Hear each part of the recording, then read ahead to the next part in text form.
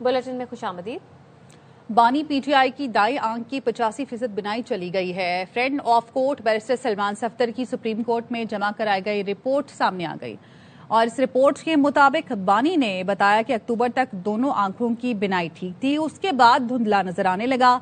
Jail superintendent को कई बार इतला दी लेकिन किसी ने संजीदा नहीं लिया।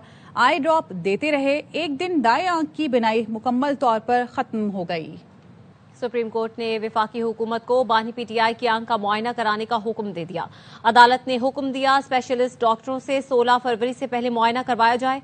हुकूमत ने अदालत के हुक्म पर अमल दरामद की यकीन दहानी करवा दी। अदालत ने फैमिली मेंबर की मौजूदगी में मेडिकल करवाने की सदा मुस्तरद कर दी।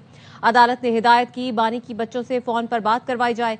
सलमान सफदर ने कहा बानी पीटीआई को कुछ किताबें भी मुहैया की जाएं। अटॉर्नी जनरल ने कहा डॉक्टर कहेंगे तो किताबें फराहम कर दी जाएंगी।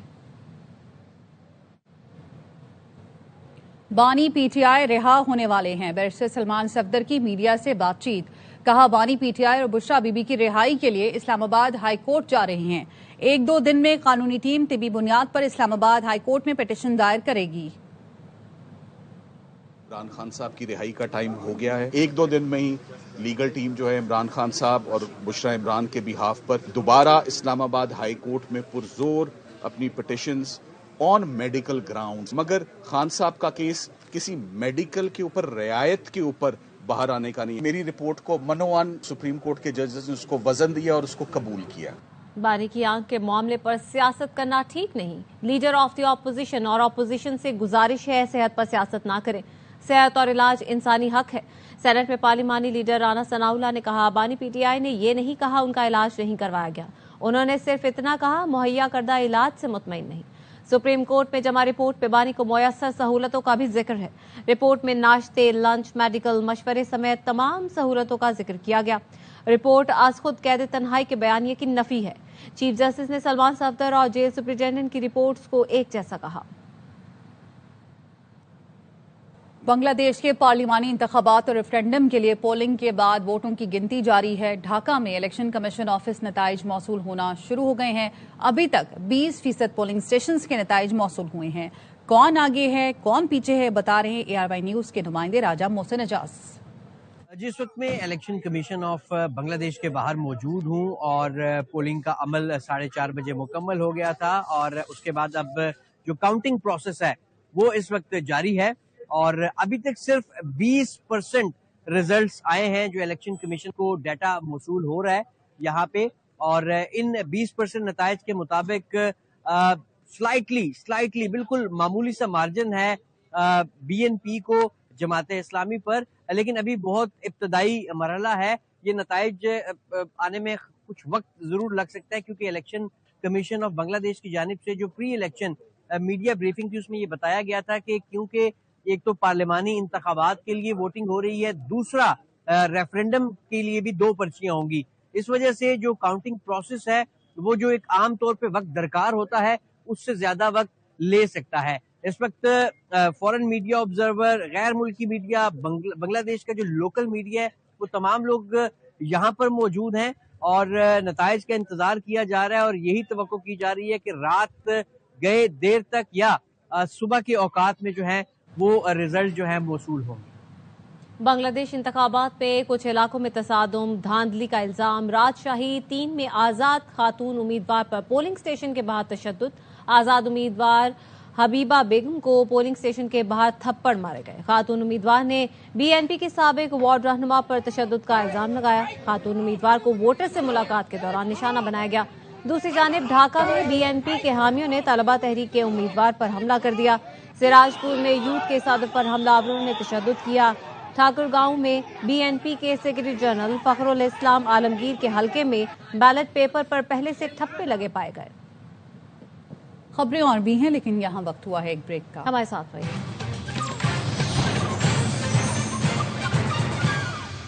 ब्रेक के बाद खुशामदीद। वज़ीर-ए-आज़म शहबाज शरीफ की सदर आसिफ जरदारी से मुलाकात, एलामिया जारी। वज़ीर-ए-आज़म ने सदर को गज़ा बोर्ड इजलास में शिरकत पर एतमाद में लिया। मुल्क की सियासी, मौशी और सिक्योरिटी सूरत-ए-हाल का जायजा लिया गया। सदर आज़ाद कश्मीर के इंतखाब और उम्मीदवार का मामला भी ज़ेरे बहस आया। PP नून लीग में वर्किंग रिलेशनशिप बेहतर और मुशावरती अमल जारी रखने पर इत्तफाक किया गया। نائب وزیر اعظم اسحاق ڈار، وزیر داخلہ محسن نقوی نے شرکت کی۔ وزیر قانون اعظم نذیر تارڑ، وزیر اقتصادی امور شیرین رحمان اور دیگر بھی شریک تھے۔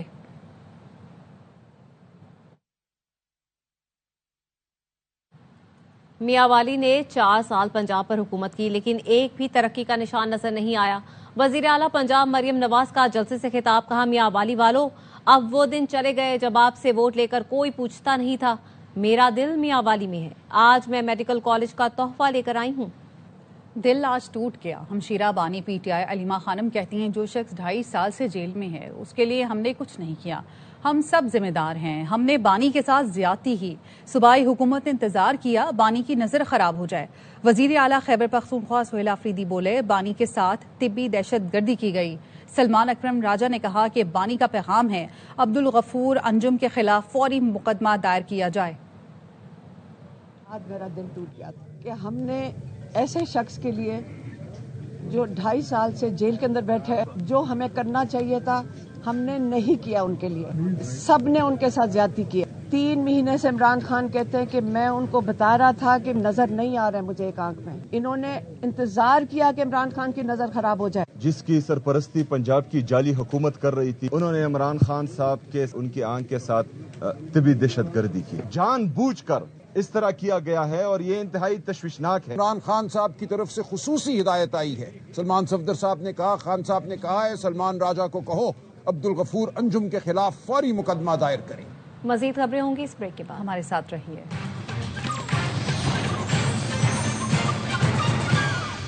Welcome back. مرتضی وہاب نے جماعت اسلامی کے ٹاؤن یو سی منافق قرار دے دیے۔ میئر کراچی نے کہا حافظ نعیم کی یو سی میں سڑک بھی کے ایم سی نے بنائی، پیپلز پارٹی کی صوبائی حکومت اور کے ایم سی مل کر کام کر رہی ہے۔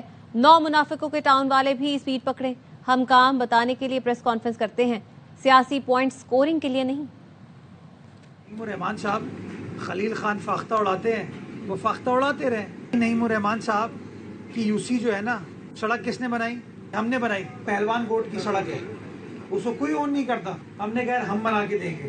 پیپلز پارٹی کے 13 ٹاؤن بھی میرے اپنے، کے ایم سی بھی میری ہے، سندھ حکومت بھی میری ہے، ہم مل کر کام کریں گے۔ باقی جو 9 منافقوں کے ہیں نا، ان کو بولیں کہ وہ اسپیڈ پکڑے کام کریں۔ آپ کو شارع فیصل پہ جو رستوں کے بورڈ ہے نا، اس کے اوپر بھی نعیم الرحمان صاحب نظر آتے ہیں۔ Valentine's day, I love you حافظ صاحب، نعیم الرحمان صاحب 14 فروری کو میں ان کو پھول بھیج دیتا ہوں۔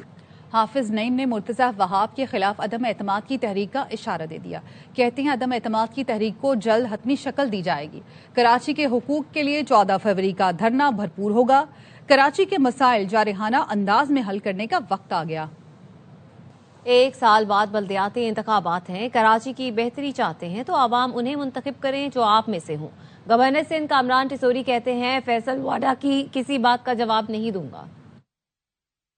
واڈا صاحب کے کسی بیان کا جواب نہیں دینا چاہیے۔ 1 سال بعد بلدیاتی الیکشن آ رہا ہے، اگر اس شہر کی ترقی چاہتے ہیں تو پھر آپ کو ایسے لوگوں کو منتخب کرنا ہوگا جو عوام میں سے۔ پہلا فیصلہ ہمارا بڑا درست تھا کہ ہمیں ان کے ساتھ کھیلنا ہی نہیں چاہیے، لیکن اگر اب فیصلہ کر لیا گیا ہے کہ ان کے ساتھ کھیلیں گے تو دیکھیں یہ کھیل کا میدان ہے، اس میں تو ہار جیت ہوتی ہے۔ پوری قوم کی دعائیں اپنی ٹیم کے ساتھ ہیں، ہم پہلے 2 میچ جیت بھی چکے ہیں، یہ میچ بھی جیتیں گے۔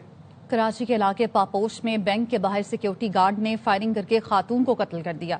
واقعے کی فوٹیج سامنے آ گئی۔ گارڈ نے خاتون کو رقم دینے کے بہانے اے ٹی ایم پر بلایا، وہیں تکرار ہوئی۔ گارڈ نے اے ٹی ایم بوتھ کے باہر کھڑی خاتون پر گولیاں چلا دیں، ساتھ ہی گارڈ نے روکنے کی کوشش کی۔ شدید زخمی خاتون کو اسپتال پہنچایا گیا جہاں وہ دم توڑ گئی۔ سیکیورٹی گارڈ صادق کو گرفتار کر کے اسلحہ برآمد کر لیا گیا۔ پولیس نے بتایا چاندنی چوک کی 32 سالہ زاہدہ بینک کے سیکیورٹی گارڈ کی دوست تھی۔ زاہد نے گزشتہ ماہ گارڈ سے 50,000 روپے لیے تھے، اب مزید رقم کا مطالبہ کر رہی تھی۔ خاتون نے پاس گارڈ کی نازیب ویڈیو تھی جسے وہ وائرل کرنے کی دھمکی دے رہی تھی۔ مزید تفتیش جاری ہے۔ کراچی میں گاڑی روکنے پر شہری کا ٹریفک پولیس اہلکار پر تشدد۔ قائد آباد اسپتال چورنگی کے قریب ٹریفک اہلکار نے روکا تو کار سوار نے تھپڑ مار دیا۔ پولیس حکام نے بتایا تشدد کرنے والے شخص نے خود کو پولیس افسر کا رشتہ دار کہا، کار سوار تشدد کے بعد فرار ہو گیا۔ معروف نعت خواہ تابندہ لاری کی نماز جنازہ ادا کر دی گئی۔ تابندہ لاری کی نماز جنازہ فاروق اعظم مسجد نارتھ ناظم آباد میں ادا کی گئی۔ تدفین سخی حسن قبرستان میں ہوگی۔ نماز جنازہ میں مذہبی، سیاسی، سماجی رہنماؤں اور علاقہ مکینوں کی بڑی تعداد نے شرکت کی۔ تابندہ لاری کا آج صبح رضا الہی سے انتقال ہوا تھا. وہ عارضہ قلب میں مبتلا تھیں اور قومی ادارہ امراض قلب میں زیر علاج تھیں. مزید خبریں شامل کریں گے اس بریک کے بعد. ہمارے ساتھ رہیے. Welcome back. اٹلی نے اپنے پہلے ہی آئی سی سی ایونٹ میں دھماکہ کر دیا. نیپال کو 10 وکٹ سے آؤٹ کلاس کر کے تاریخ رقم کر دی. آسٹریلوی نژاد اطالوی بھائیوں کی جوڑی نے 124 رنز کا ہدف بغیر کسی نقصان کے پورا کیا. نیوز بلیٹن سے فی الحال اتنا ہی. دیکھتے رہیے ARY نیوز.